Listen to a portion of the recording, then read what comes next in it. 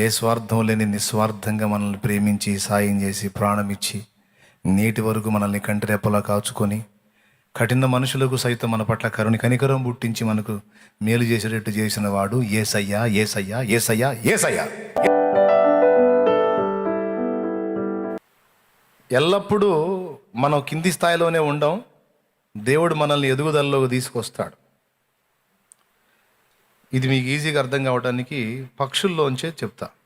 పక్షుల్లోంచి, మనుషుల్లోంచి కూడా చెప్పవచ్చు. కోడి గుడ్లు పొదిగి పిల్లలు చేసిద్ది. పిల్లలు తమంతట తాము స్వతంత్ర జీవితం జీవించగలిగే స్థాయికి వచ్చిన దాకా కంటికి రెప్పలా కాచుకుంటుంది. కానీ పుట్టిన పిల్లలు పిల్లల్లానే ఉండవు. కొన్ని నెలలు, సంవత్సరాలు కూడా కాదు, కొన్ని నెలలు గడిచేసరికి అవి కొంచెం పెద్దవి అవుతాయి. పెద్దవి అయినప్పుడు తల్లి వాటిని వెంటబడి పొడిచి దూరపరిచింది. అంటే అర్థం ఏంటో తెలుసా? పొద్దస్తమానం నేను మీతోనే ఉండేట్లా మీరు స్వతంత్రంగా బ్రతకటం నేర్చుకోవాలి. మీ అంతటా మీరు మిమ్మల్ని మీరు కాపాడుకోవటం నేర్చుకోవాలి, పోషించుకోవటం నేర్చుకోవాలి అన్న భావనతో కోడి సైతం తన పిల్లల్ని, ఇది ఒక ప్రాణి, అది ఆత్మ కూడా కాదు, ఒక ప్రాణి, పిల్లలు కొంచెం అంతంత అయిన తర్వాత ఆటోమేటిక్గా తోలిద్ది. పక్షిరాజు అనేది గ్రద్ద జాతికి చెందినటువంటి పక్షి. అది ఎంతో ఎత్తులో గూడు పెడుతుంది. అది సైతం చక్కగా పిల్లలు పసిపిల్లలుగా ఉన్నప్పుడు వేటాడి తీసుకొచ్చి గూట్లో కూర్చోబెట్టి పిల్లలకి మాంసం పెట్టిద్ది. పిల్లలు హాయిగా అమ్మ తీసుకొచ్చి రోజు పెడతా ఉంటే తింటా ఎంజాయ్ చేస్తూ ఉంటారు పిల్లలు గూట్లో. కొన్ని నెలలు గడిచిన తర్వాత ఆ పిల్లలు ఎగరగలిగే పొజిషన్ వచ్చింది అన్నప్పుడు పక్షిరాజు ఏం చేస్తుందో తెలుసా? తల్లి పిల్లని వీపు పైన ఎక్కించుకుంటుంది. ఈ ఎగరగలిగే రెక్కలు వచ్చినాయి, ఇక అది స్వతంత్రంగా ఎగరాలి, అది సొంతంగా ఎరను వేటాడాలి, తనను తాను పోషించుకునే విధంగా, శత్రువు నుండి తనను తాను కాపాడుకునే విధంగా అది రెడీ కావాలి. ఎందుకంటే ఎల్లప్పుడూ నేను ఉండను, నేను పోయినా నా బిడ్డ పోకూడదు, నేను లేకపోయినా అది సజీవంగా ఉండాలి అన్న ఆశతో తన పిల్లకి ట్రైనింగ్ ఇస్తుంది తల్లి. దాని రెక్కల మీద తీసుకుంటుంది, పిల్లని తీసుకొని ఇంకా పైకి ఎగిరిద్ది. ఎప్పుడు గూట్లో ఉండే పిల్ల వాళ్ళ అమ్మ రెక్కల మీద ఎక్కి పైకి వెళ్తా ఉంటే అబ్బాయి ఎంత బాగుందని ఆనందపడతా పడతా పడతా పడతా పడతా ఇంకా పైకి పోయింది. బాగా తీసుకెళ్ళి రెక్క మీద ఉంది కదా పిల్ల, ఒక్కసారి రెక్క దించిద్ది. దించినప్పుడు అక్కడి నుంచి పిల్ల కింద పట్టింది. ఆ పడే ప్రక్రియలో అది చురుకైందైతే వెంటనే దాని రెక్కలు ఆడించి ఎగరటం మొదలుపెట్టిద్ది. కాస్త పొరపాటుగా అది చురుకు కాదు, కాస్త అజ్ఞానంగా ఉంది, ఇంకా అంత ఎదుగుదలలోకి రాలేదు అని తల్లికి అనిపించింది అనుకో, ఆ పిల్లను అక్కడికి తీసుకెళ్ళి వదిలింది కదా, కొండపేటుకు గుద్దుకోవడానికి వెళ్ళిపోతుంటుంది పిల్ల, రయ్యమని వెళ్ళిపోతూ ఉంటుంది. అది గమనించి కనిపెట్టి ఇంకా ఆ పరిపక్వతలోకి రాలేదని గుర్తుపట్టి చాలా వేగంతో ఆ బండకి ఆ పిల్ల తగిలి ప్రాణం పోకముందే ఆ బండకి ఆ పిల్లకి మధ్య ఎంట్రై మళ్ళా రెక్కల మీద తీసుకెళ్ళింది.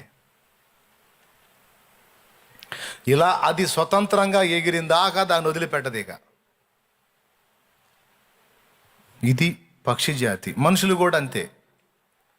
పెద్దోళ్ళు అంటారు, ఎరా ఇంకా నా బతుకంతా నీకు చెప్తానే ఉండాలా, నా బతుకంతా ఇక నిన్ను పోషిస్తానే ఉండాలా, నీ కాళ్ళ మీద నువ్వు నిలబడవా? నాకు తెలియదు, వాడి కాళ్ళ మీద వాడి నడుతుంటాడు లెక్క ప్రకారం. దేవునికి స్తోత్రం.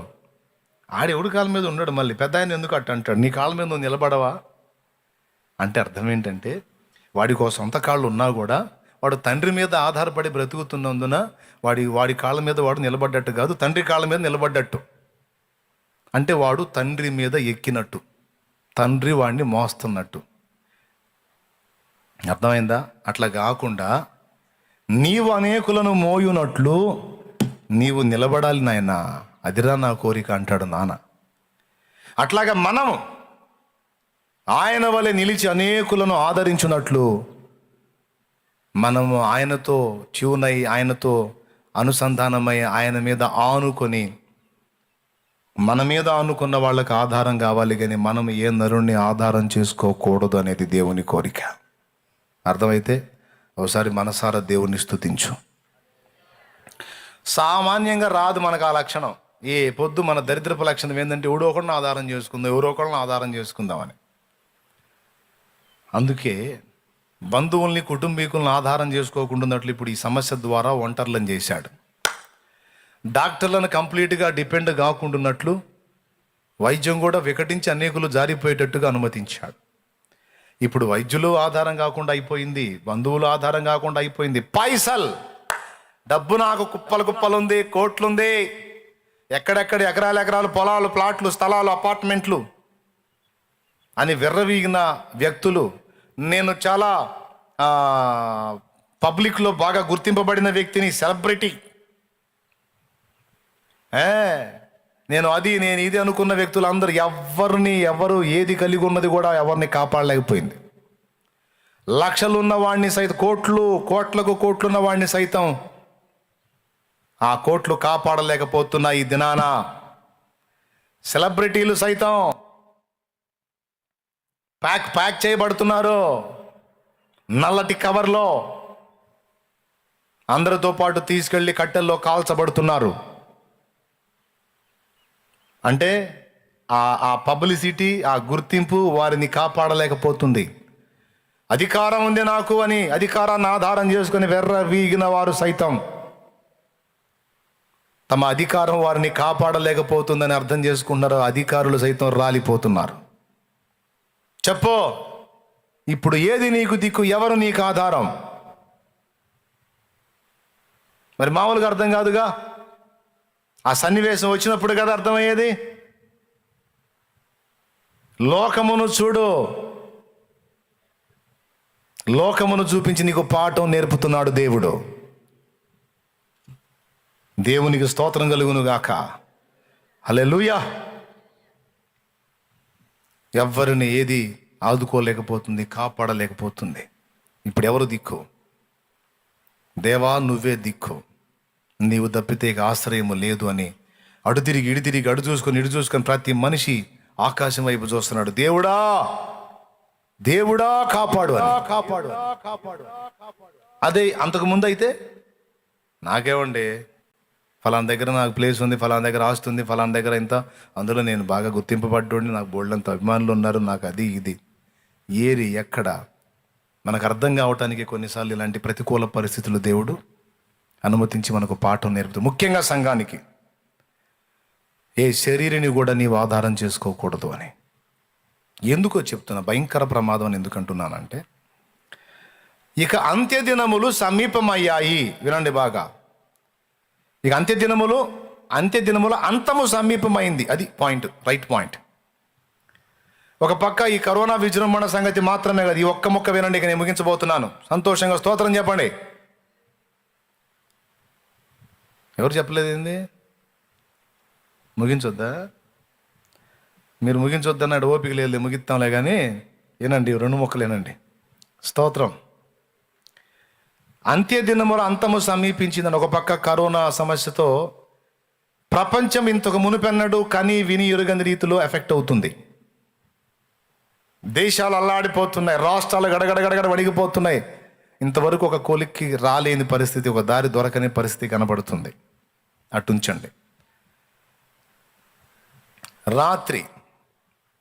అంతకుముందు రాత్రి కాకుండా అంతకుముందు నైట్ ఒక న్యూస్. ఇజ్రాయెల్ గాజా రెండింటి మధ్య యుద్ధం స్టార్ట్ అయింది.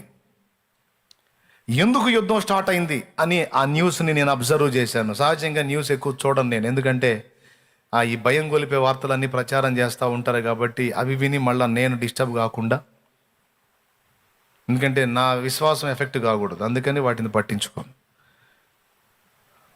ఈ ఇజ్రాయెల్ యుద్ధం గురించి నేను విన్నాను. గాజా పాలస్తీన్లకు ఇజ్రాయేలీలకు ఫైట్ జరుగుతుంది, యుద్ధం.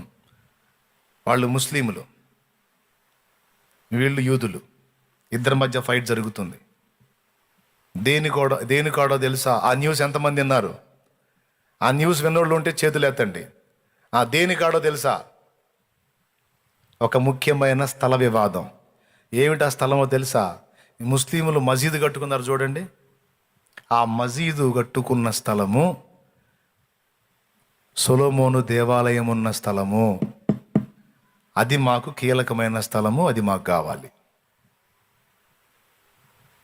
ఎందుకు కావాలో తెలుసా? అది స్వాధీనపరుచుకుంటే అది స్వాధీనమైన దినమందే వాళ్ళు అందులో దేవాలయం మొదలు పెట్టాలి. అది లేఖనం. దేవాలయ నిర్మాణం చేపట్టాలి. అక్కడ దేవాలయ నిర్మాణం చేపట్టడం జరిగిందంటే మరొక నిరూపణ స్టార్ట్ అయినట్టే, నెరవేరటం, మరొక లేఖనం నెరవేరుతుంది. ఆ నిర్మాణం జరిగి అనుదిన బలి స్టార్ట్ అయిందంటే ఇంకా దగ్గరకు వచ్చింది టైం అని. నేను అందుకే చెప్తున్నా, మొత్తుకొని ఏదో ఊహల ప్రపంచంలోకి వెళ్ళిపోకండి, కలల ప్రపంచాల్లోకి వెళ్ళిపోకండి. మారిపోతుంది పరిస్థితి. దేవుని వాక్యం ప్రకటన గ్రంథంలో చెప్పిన మాట అచ్చైన పులైన తప్పిపోదు. పలికించిన వాడు పరిశుద్ధాత్ముడు. పలికినవాడు పరిశుద్ధాత్ముడే. దేవుడు అబద్ధం ఆడతాడా? దేవుడు మాట్లాడిన మాటలు మిస్ అవుతాయా?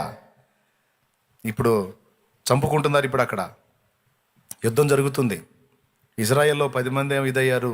అటుపక్క పాలస్తీన్లో వచ్చేటప్పటికి ఒక 60 మంది 70 మంది ఇప్పటికీ నిద్రించారు. ఫైట్ జరుగుతూనే ఉంది. వీళ్ళ మీదకి బాంబులు వేస్తూ ఉన్నారు. వాళ్ళు వేసే వాటిని ఎదుర్కొని విమానాల ద్వారా వీళ్ళు అక్కడ బాంబులు వేస్తున్నారు. అది గొప్ప వివాదంగా మారుతుంది. అది మారొచ్చు, అణిగిపోవచ్చు. అయితే ఒకటి మాత్రం మీకు క్లియర్గా బయటపడిద్ది. ఈ వార్త ఈ 2 రోజులతో ఆగిపోవచ్చు, అది వేరే సంగతి. కానీ ఒక ముఖ్యమైన విషయం దీని ద్వారా బయటకు వచ్చింది. ఏంటంటే ఇశ్రాయేలు దేవాలయ నిర్మాణం కోసం అవసరమైన స్థలము, పాత నిబంధనలో చెప్పబడిన సొలొమోను దేవాలయం అని చెప్పబడినటువంటి ప్రదేశము, ఆ స్థానంలో ప్రస్తుతం ఉన్న ముస్లింలకు చెందిన మస్జీదుని తొలగించి అదంతా స్వాధీనం చేసుకొని అక్కడే మళ్ళా ఇశ్రాయేలీల దేవుడైన యెహోవా ఆలయ నిర్మాణాన్ని చేపట్టాలనే వ్యూహంతో వాళ్ళు రంగంలోకి దిగారు. ఇప్పుడే కాదు, చాలా సంవత్సరాల నుంచి. దాదాపు 48లో ఇజ్రాయెల్ స్వతంత్ర దేశంగా ఏర్పడితే 1960 నుంచి ఆ ప్లేస్ కోసం ఫైటింగ్ జరుగుతుంది. ఇప్పుడు అది పరాకాష్ఠకు వచ్చింది. అది చూడాల్సింది. ఆ న్యూస్ చూడొచ్చు అట్లాంటి. అంతేగాని ఒక పక్క ప్రపంచం అంతా గందరగోళం అవుతుంటే సినిమాలు సీరియళ్ళు కాదు. ఆ దినములను గూర్చి, ఆయన రాకడను గూర్చి మీకు తెలియకుండుటకు మీరు చీకటిలో ఉన్నవారు కాదు, మీరు వెలుగు సంబంధులు, వెలుగులోను ఉన్నవారు. ఆయన దొంగ వచ్చినట్టు వచ్చేది లోకస్తులకి, మనకి దొరలాగానే వస్తాడు. మనకు తెలుసుద్ది ఆయన వచ్చే రాకడా. ఇప్పుడు చెప్తున్నాను కదా, ఈ తెగులు, నేను ఈ మాట కూడా చెప్తున్నా, ఇది ఆట్టే కాలం కొనసాగదు. మళ్ళీ యుద్ధాలను కూర్చిన విషయాలు ఉన్నాయి. మళ్ళీ అచ్చంగా తెగులతోనే కాదు, నీ రాకడకు యుగ అంతమునకు సూచనలు ఏమిటి? యుగాంతమునకు సూచనలు ఏమిటంటే ఓన్లీ తెగుళ్ళనే చెప్పాల. కరువులు, భూకంపాలు, యుద్ధాలు బోల్డని చెప్పాడు. వాటిలో ఒకటేగా ఇప్పుడు వెళ్తాం, తెగులే కదా. ఇది 2 సంవత్సరాల నుంచి ఇంతవరకు కన్ని విని ఎరుగని రీతిలో ఎఫెక్ట్ అవుతుంది ప్రపంచం మొత్తం కూడా. ఇవన్నీ జరుగుతున్నప్పుడు, సంభవాలు నెరవేరుతున్నప్పుడు, ఇదిగో ఆయన వాకిట యొద్దనే ఉన్నాడనేది మనం గ్రహించాలి. సంగమా, చెవులు రిక్కించుకొని వినో. ఇక రాబోతున్న ఉపద్రవాల్లో కరువులు కావచ్చు, భూకంపాలు కావచ్చు, విలయాలు కావచ్చు, ఇలాంటి తెగుళ్ళు కావచ్చు, యుద్ధాలు కావచ్చు, అంత్య అబద్ధ క్రీస్తు పరిపాలన కావచ్చు, ఈ రాబోతున్నటువంటి ఇక భవిష్యత్ పరిస్థితులన్నిటిలో వాటిని ఎదుర్కొని మనం క్షేమంగా నిలిచి ఉండాలి అంటే మనం ఇప్పటి నుంచే దేవుని మీద ఆనుకోవటం అనేది సాధన చేయాలి.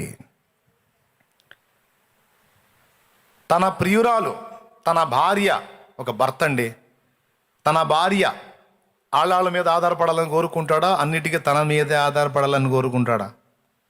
కొద్దిగా పెద్దగా చెప్పండి, నీరసం అవుతుంది చెప్పండి. పాపం వాళ్ళు చెబుతారు కానీ వాళ్ళు తినపడదు మనకి, లేదా వాళ్ళు ఇంకా పెద్దగా చెబుతారు.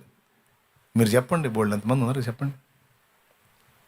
ఏ భర్త అయినా నా భార్య నా మీదే అన్నిటికీ ఆనుకోవాలని కోరుకుంటాడా? లేకపోతే ఇంకా 4-5 ఇతరులు ఉన్నారు వాళ్ళు కూడా ఆనుకోవచ్చు అని ఏ భర్తన కోరుకుంటాడా?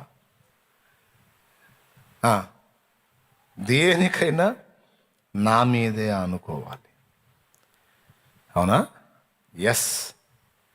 అదేవిధంగా మన ప్రభువు, మన ప్రియుడు అన్నిటికీ మనం ఆయన మీదే ఆనుకోవాలని కోరుకుంటున్నాడు. అలా ఆనుకున్నదే వధువు. పరమగీతం తీసుకో, 8వ అధ్యాయం 5వ వచనం చూడు. తన ప్రియుని మీద ఆనుకొని అద్దుగద్దుగద్దుగు ఏ మార్గమున? అరణ్య మార్గమున వచ్చున్నది ఎవతే ఈమె. తన ప్రియుని మీద ఆనుకొని వస్తుందంట. ఈమెవరో, ఈమె స్పెషల్ ఏంటి అంటే వేరేదేం చెప్పకుండా తన ప్రియుని మీద ఆనుకోవటం ఈమె స్పెషల్. ప్రియుడెవరు? ప్రభువు. ఆనుకున్నది ఎవరు? సంఘం. పూర్తిగా ఆయన మీద ఆనుకొనుట అనేది మనం సాధన చేయాలి. అలా చేసినప్పుడే సంఘం అనే ఆయన శరీరంలోనికి మనం చేర్చబడతాం. సంఘం స్పెషల్ ఏంటంటే అన్నిటికీ కొండల వైపు, బండల వైపు చూడదు, ప్రాణప్రియుని వైపే చూస్తుంది. సర్వకృపానిధివే, సంపదల ఘనివి,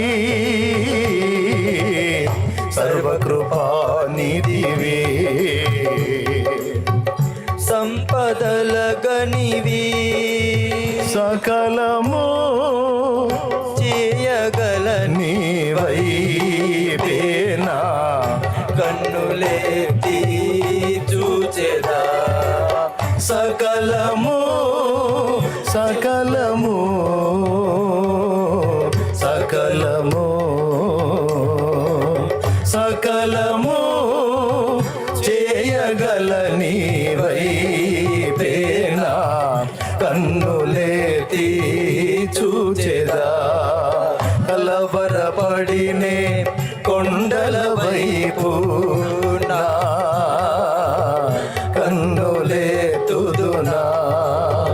కొండల వైపు నా కన్నులెత్తి కొదువతో నేను కుమిలెదనా, కొదువతో నేను కుమిలెదనా. చెప్పు, మన ఎవరి మీద అనుకోకుండా చేస్తాడా లేదా? మనకు అవసరమా లేదా? అలా ఇప్పటి నుంచే మనకి అలవాటు నేర్పుకుంటాడు. అర్థమైందా? మనల్ని ఎప్పటికప్పుడు ఎక్స్రే చేసుకుంటాడు. ఎటన్నా ఆనుకుంటున్నారా, ఎవరి మీదన్నా ఆనుకుంటున్నారా. నేను బాగా కనిపెట్టాను, నిజం చెబుతున్నాను, నేను బాగా కనిపెట్టాను. నేను ఎన్నిసార్లు మొహం బయలిందో నాకట్ట.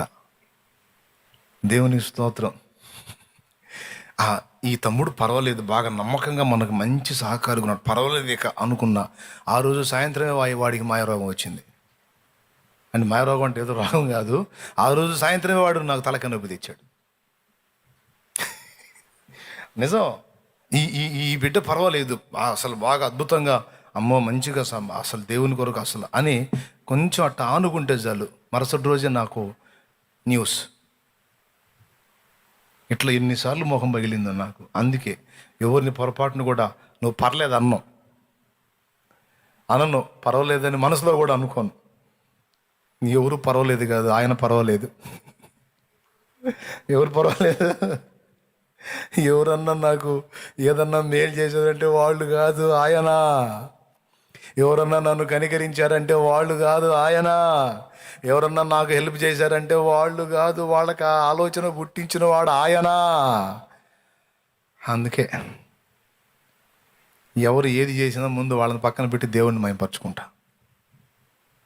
వాళ్ళు అనుకోవచ్చు, హెల్ప్ చేసింది మేం కదా, అన్నేంది దేవునికి స్తోత్రం అంటాడు, దేవుడిది అంటాడు, కనీసం మనల్ని గుర్తు చేసుకోవడం ఏంటంటే నిన్ను వాడుకొని నీకు ప్రేరణ పుట్టించి, నీకు ఆలోచన పుట్టించి, నా మీద మంచి అభిప్రాయం వచ్చేటట్టు చేసి నువ్వు నాకు సహాయపడటానికి నిన్ను రేపినవాడు ఆయన. ఆయన నిన్ను అలాగా సిద్ధపరచకపోతే నువ్వు బాగానే చేస్తావు, ఏ హెల్ప్ అయినా. ఏడిసేవలే ఓయ్ అంటావు నువ్వు. అందుకే నేను నిన్ను కాదు, నిన్ను ప్రేరేపించి నాకు తోడ్పాటు అందించిన నా దేవుణ్ణి మయంపరుస్తాను. ఆయన వల్ల నీకు దక్కేటట్టు నీ పక్షంగా ప్రార్థన చేస్తా. అంతేగాని నువ్వు హెల్ప్ చేశావు అని నేను ఎగిరి డప్పు కొట్టేదే ఉండదు. నేను పట్టించుకొని దాన్ని హైలైట్ చేశానంటే నీకు వచ్చే ఆశీర్వాదం నేనే పాడు చేసినోడిని అవుతా. అందుకే సైలెంట్గా ఉంటా. ఎవరు ఏ విధంగా హెల్ప్ చేసినా, ఎవరు ఏ విధంగా మేలు చేసినా పరిచర్యకి నా దేవుని కొరకు, కాబట్టి అంతా దేవునికే ఆపాదిస్తా.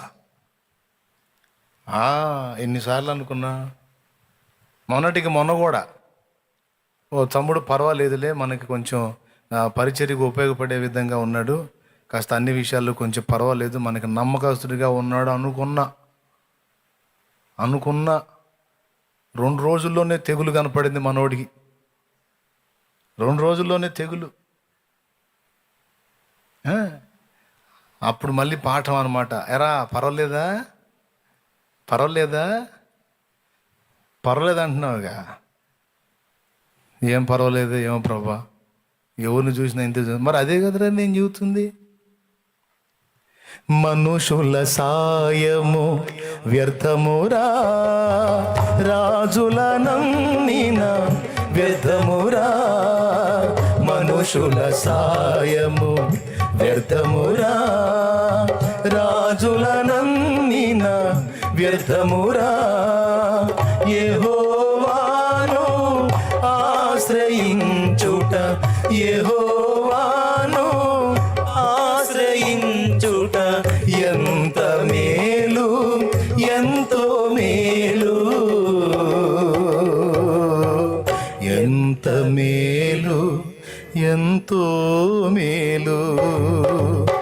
ఎవరికి ఎవరు ఈ లోకంలో, చివరికి యేసే పరలోకంలో. ఎవరికి ఎవరు ఈ లోకంలో. దేవునికి మహిమ. ఏ మనిషి మనకు సాయం చేసినా కొంత స్వార్థం ఉంటుంది. ఏ స్వార్థం లేని నిస్వార్థంగా మనల్ని ప్రేమించి, సాయం చేసి, ప్రాణం ఇచ్చి, నేటి వరకు మనల్ని కంటిరెప్పలా కాచుకొని, కఠిన మనుషులకు సైతం మన పట్ల కనికరం పుట్టించి మనకు మేలు చేసేటట్టు చేసిన వాడు యేసయ్యా, యేసయ్యా, యేసయ్యా, యేసయ్యా, యేసయ్యా. ఇంతే సంగతులు. కాబట్టి ఇప్పుడు మనం ఎవరి మీద అనుకుందాం.